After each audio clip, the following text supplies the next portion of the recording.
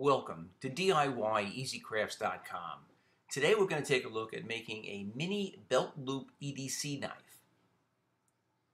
Kind of a strange name for kind of a strange knife. This little knife was designed specifically to fit within the belt loop of a pair of jeans. It's designed to be held in a variety of different manners. It can be used as a knife to cut open boxes. It can be used to do some more controlled cutting, or it could even be used in self-defense if the need came to it. This blade was made completely out of scrap that we had laying around the garage, and most importantly, it was designed with a Kydex sheath and some elastic cord that holds the sheath nice and firmly to a pants belt loop. So anyway, we'll take a quick look at the build. My apologies, I would normally do this on my workbench with a vise. I'm actually mixing up a batch of aluminite. I've got it in the pressure pot curing, and I just don't want to make any vibrations on that work table. So I'm working out in the driveway just using a clamp. This is a piece of 1095 high carbon steel. It's actually cut out the remainder of a piece of steel that we had used for water jet cut blanks. I found a piece that was big enough for this little blade, and I'm just using a angle grinder with a cutoff wheel to cut off as much excess material as possible. Then I go over to the 2x72 grinder, and I'm going to, with a very coarse belt, I think this is a 24 grit belt, I'm going to start to bring this blank into shape. And I'm really just roughing it out at this point.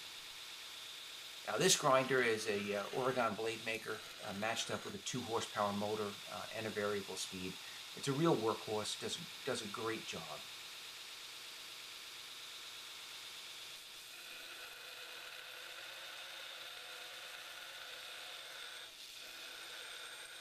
I'm going to go back to the angle grinder, this time with a flap sanding wheel.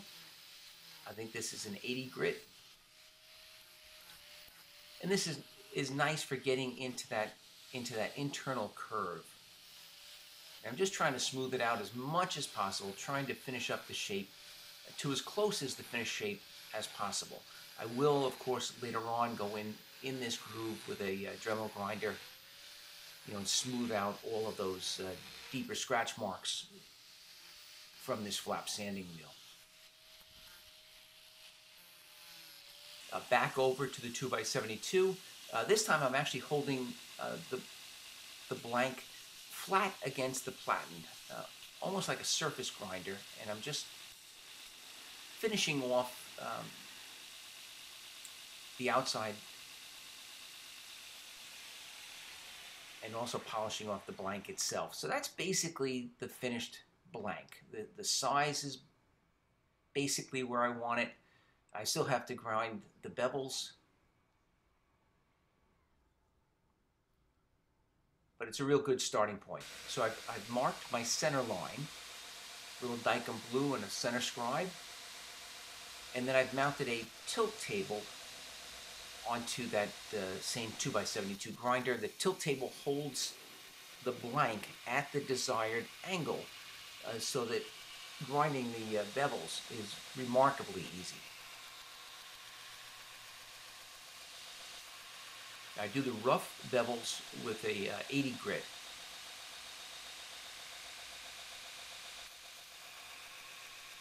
You could go coarser on a bigger knife. This is such a small blade that doesn't really take much grinding at all.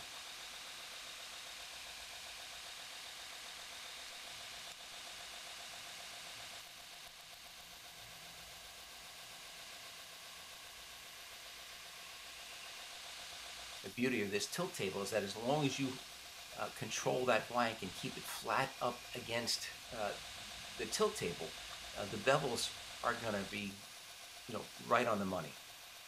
And then you just very carefully watch that center line and you grind until you are right at that etched line.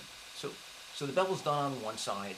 I'll flip it over basically do the exact same thing on the other side.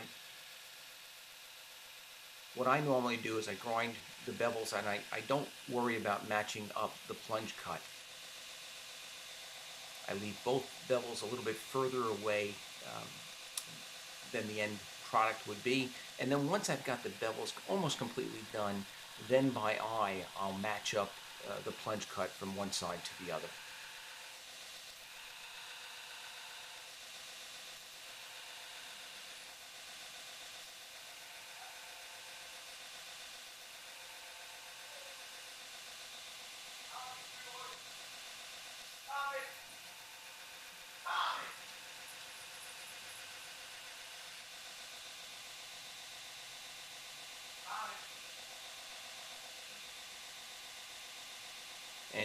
And now the bevels are completely done.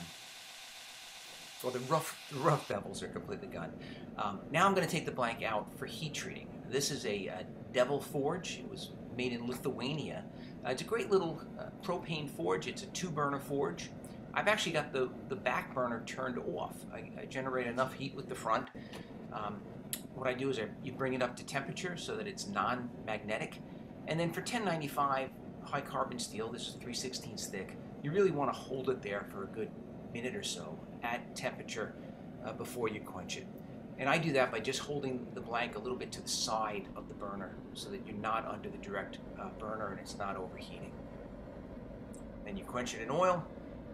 After that, it gets tempered in an oven, 375 degrees for 3 hours, and you let it cool overnight without opening the oven door.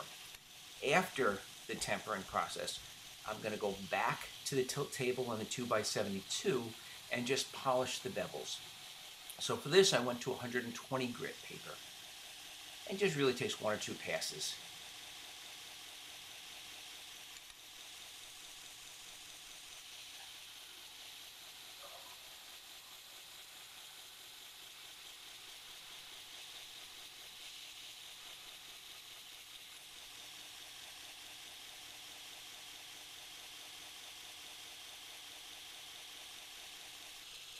And I'm also going to polish the false edge on the top of the blade.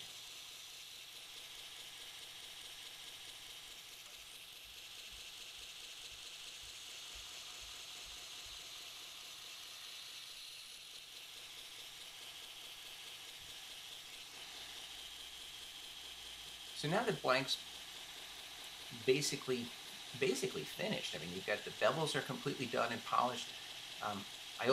I drilled 2 holes through the handle prior to heat treating. I forgot to mention that. The handles I'm also going to make out of scrap. I basically have a bunch of little pieces of Alumilite and hybrid handles laying around that I had cut up for other handles. I found 2 pieces that were large enough, glued them onto the blank, drilled the holes through everything, and now I'm just using a pin saw to just cut them basically to size. And now really all that's left is just going to be to glue 1/8 inch diameter brass pins and then shape those handles. I'm going to bring the handles down in size, a little bit in thickness, a little bit. They were just a little bit too thick for this tiny little blade.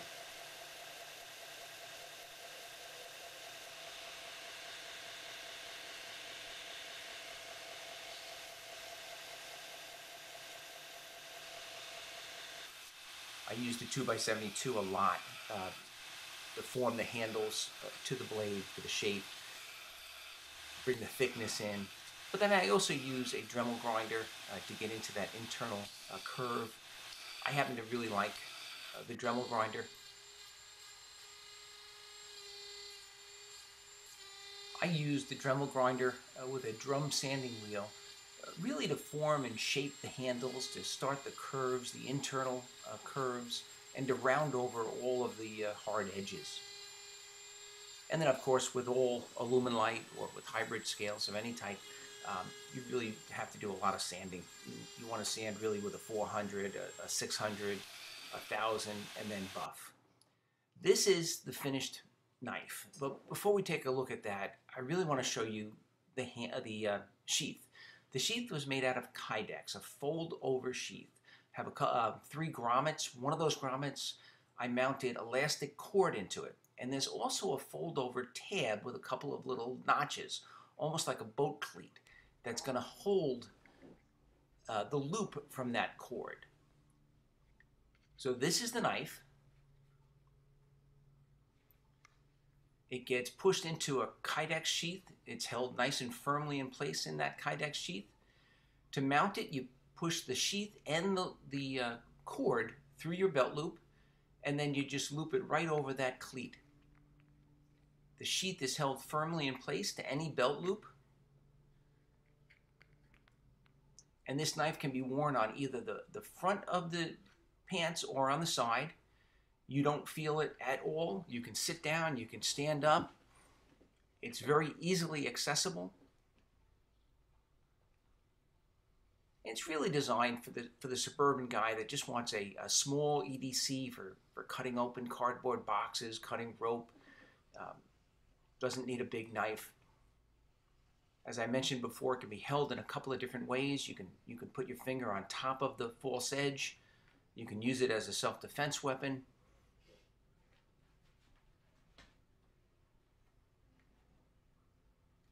And the sheath moves from one belt loop to another in a matter of seconds.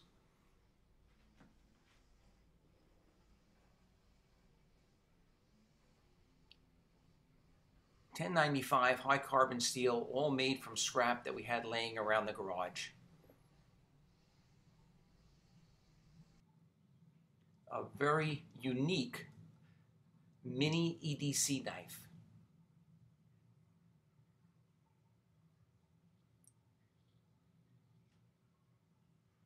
Please check us out on the web. Our Facebook group is Knives and Knife Making. Be sure to join that.